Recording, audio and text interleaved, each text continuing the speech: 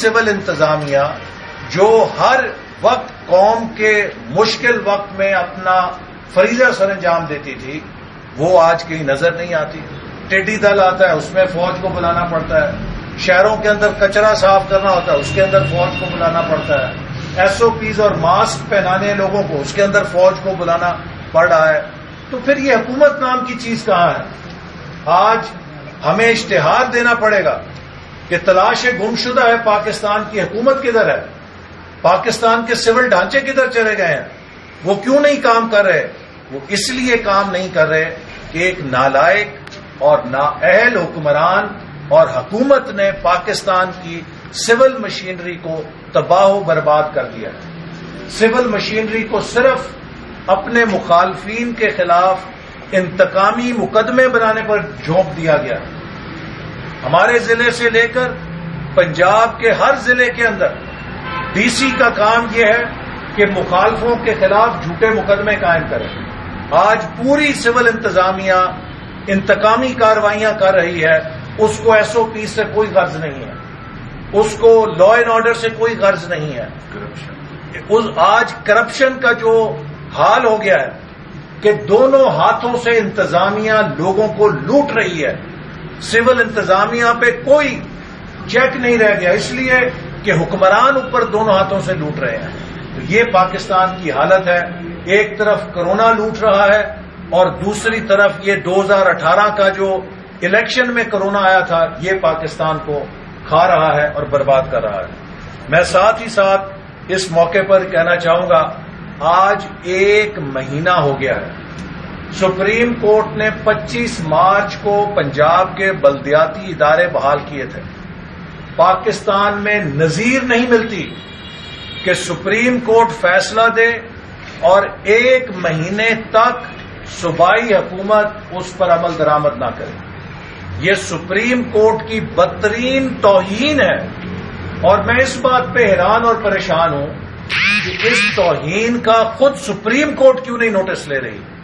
میں کئی دفعہ اس مسئلے کو اٹھا چکا ہوں، محترم چیف جسٹس سپریم کورٹ صاحب سے عرض کر چکا ہوں کہ جناب، اگر سپریم کورٹ کے فیصلوں کا یہ حشر ہوگا تو پھر سول کورٹ اور نیچے سیشن کورٹ یا ہائی کورٹ کے فیصلوں پر لوگ کیسے عمل درآمد کریں گے؟ جہاں سپریم کورٹ کو اس حکومت نے ردی کی ٹوکری میں پھینک دیا اس کے فیصلے کو، تو پھر اور کسی عدالت کی اس ملک میں کیا حیثیت رہ جائے گی؟ فوری طور پہ میری درخواست ہے کہ وزیر اعظم عمران نیازی اور وزیر اعلی عثمان بزدار کی نااہلی کی کارروائی کی جائے، جیسے کہ یوسف رضا گیلانی صاحب کے خلاف سپریم کورٹ نے اپنے احکامات پر عمل درآمد نہ ہونے کے لیے کارروائی کی۔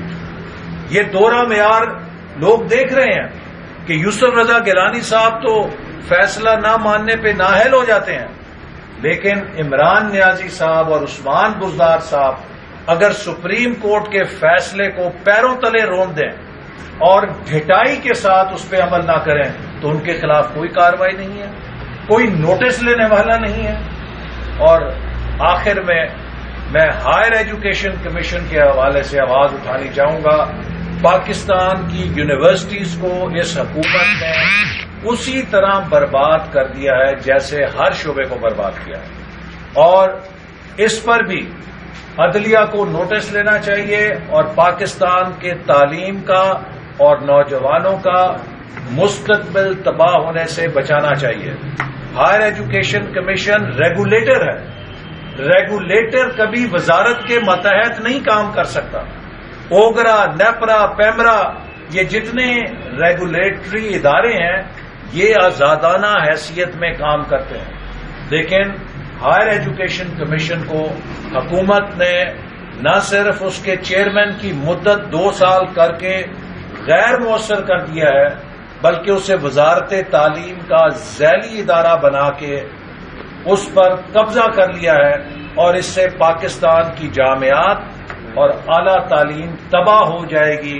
یہ ایک بہت بڑا حملہ ہے ہمارے مستقبل کے اوپر، اور اس کو روکنے کے لیے ہر محب وطن پاکستانی سے میں اپیل کروں گا کہ وہ آواز اٹھائیں اور حکومت کے اس آرڈیننس کی مخالفت کریں جس کے تحت انہوں نے ہائر ایجوکیشن کمیشن کے ادارے کو ختم کر دیا ہے، غیر فعال کر دیا ہے، غیر مؤثر کر دیا ہے، اور اپنی حکومت کا وزارت تعلیم کا ایک ذیلی ادارہ بنا کے اس کو ایک ڈائریکٹریٹ میں تبدیل کر دیا ہے۔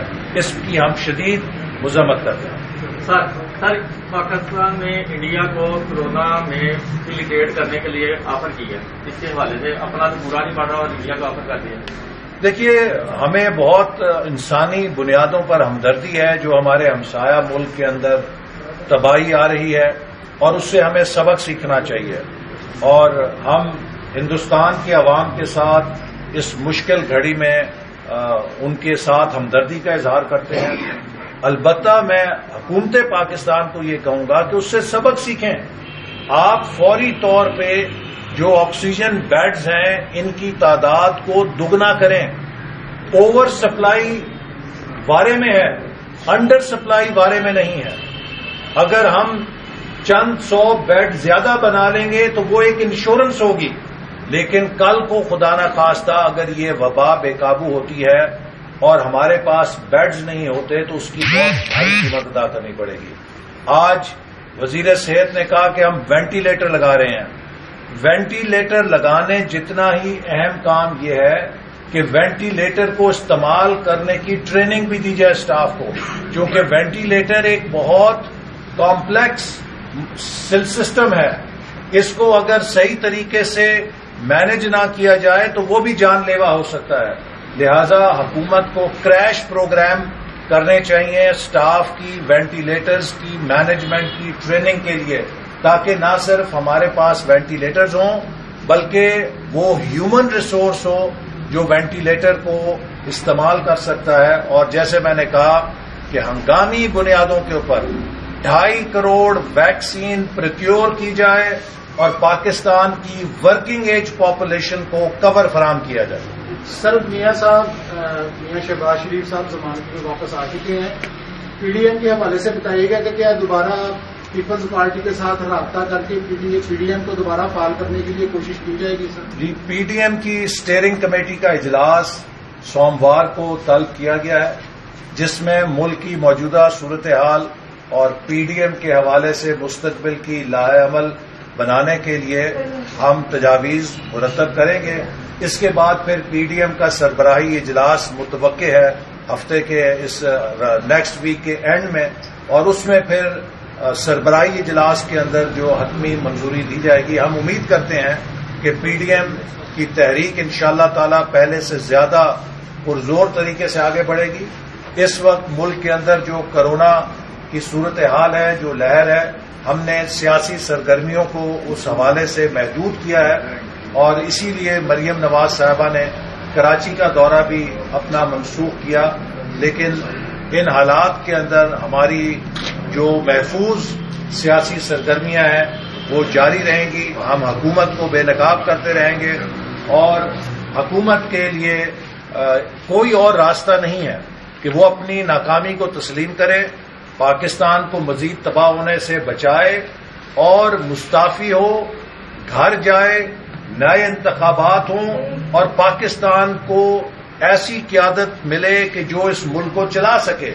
جو مصنوعی ٹیسٹ ٹیوب قیادت 2018 میں پیدا کی گئی تھی دھاندلی کی تجربہ گاہ میں، وہ فیل ہو چکی ہے، وہ پٹ چکی ہے، وہ ناکام ہو چکی ہے، اور کتنی ناکامی اس کی دیکھنی ہے۔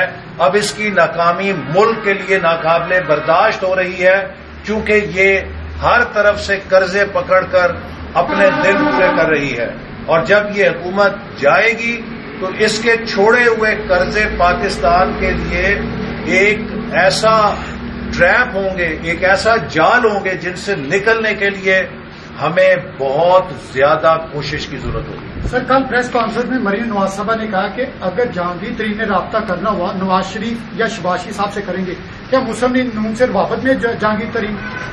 دیکھیے، اس وقت تک جہانگیر ترین صاحب کا کسی سے رابطہ نہیں ہے، اور نہ ہی ہماری طرف سے کوئی رابطہ ہے۔ یہ ان کا ایک اندرونی معاملہ ہے، اور اس سے زیادہ میں نہیں سمجھتا کہ اس میں ہمیں کوئی ایسی چیز نظر آتی ہے۔ اب ہم اس بات کا انتظار کر رہے ہیں کہ عمران خان صاحب جہانگیر ترین صاحب کو NRO کب دیں گے.